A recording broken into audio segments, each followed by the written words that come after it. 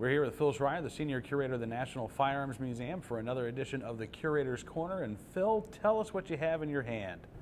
Cam, thanks again for having us on the show with this segment. Today I have a single-action Colt revolver, sometimes called the Single-Action Army or the Colt Peace Maker. This one is a beautiful example with a 4 5/8 inch barrel. It's nickel-plated and factory engraved with carved pearl grips. Those beautiful, that nice eagle motif right there. This is your quintessential cowboy gun. Not that cowboys carried a beautiful gun like this with them, they carried working guns, but this is from the period of the 1880s. In fact, this very gun was given as a present, and you can tell a little bit of the story here. It's engraved on the butt of the pistol from WHF to HH. Now WHF was William H. Ford, and HH was Harrison Hamer. Now most people wouldn't recognize either of those names. Harrison Hamer, though, was a famous individual. His family was famous. He was one of 5 Hamer brothers, 4 of whom became Texas Rangers. Can you imagine one family of boys, but 4 of them all became Texas Rangers? Now, I've heard the name Frank Hamer. Is that a that member would of be brother number 1. Okay. And Harrison gave this gun to his older brother Frank. And then on May 23rd, 1934, on a dusty, dirty road outside of Texas, on the Louisiana side of the border, Frank Hamer gunned down Bonnie and Clyde and became nationally famous.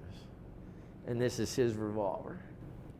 Now, is this normally on display at the Firearms Museum? It is on display. It's on loan from our good friend Kurt House of San Antonio, Texas, and it's a part of our Guns West exhibit that we have running through the rest of 2009 here at the National Firearms Museum. Okay. Now, you said that this was a gun that would not have been used by the cowboys, although it certainly came out during that time period, 1880s, you said, right? Right.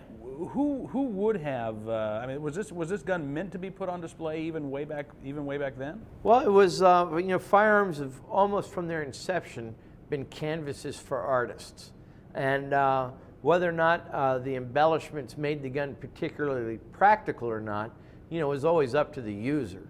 You find out this gun's been shot, no doubt. But for practical purposes, this isn't something that a regular ranch hand would be seen, running around with. It would be like driving a Lincoln Continental to empty the trash type of a thing. Have you been able to figure out what that gun would have originally sold for, or about what it would have originally sold for? The base price of the gun back in, let's say, 1880, they were selling them to the government for about $17 a piece. The embellishments, the plating, and the engraving would almost double that. Theodore Roosevelt, used to put in enough special orders on his gun that the add-ons cost more than the base price of the gun itself. So with this gun, you're looking at about $40, $50. If you were to take, say, a $40 gold, two $20 gold pieces from 1880, and take their appreciated value in today's numismatic market, you find out that the gun's outperforming gold over the last 120 years or so. Now, out of this particular gun, is this part of a matching set, or was this a single? As far as we know, it was just a single gun that was special ordered and engraved by Mr. Ford as a gift to his buddy Harrison. Okay. Now, you talked about Harrison Hamer, but what about Mr. Ford? What do we know about Mr. Ford? Not a lot. We just know that he was another Texan. I'm not even positive he was a Ranger. With a lot of these guns that have come to us on loan, the ability and opportunity to do research just hasn't been there. We make sure that what we're getting is correct and has the provenance that we were looking for. But past that, I haven't had a lot of time to go digging. And was Harrison Hamer a Texas Ranger as well? He was. He was one of the 4 that were Rangers, one of the 4 brothers. Boy, I feel bad for the brother who didn't become a Texas Yeah. Ranger. How'd you like to go to that family reunion? Yeah. Well, there's the four of you, and then he went to cooking school.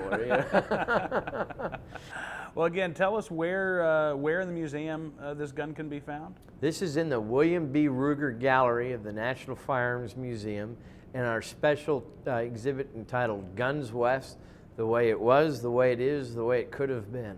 And it's on view for the public 7 days a week at the museum in the Ruger Gallery through the end of 2009. All right, and what are the hours for the National Firearms Museum? We're open 9:30 until 5, Sunday through Friday, and until 7:30 on Saturdays.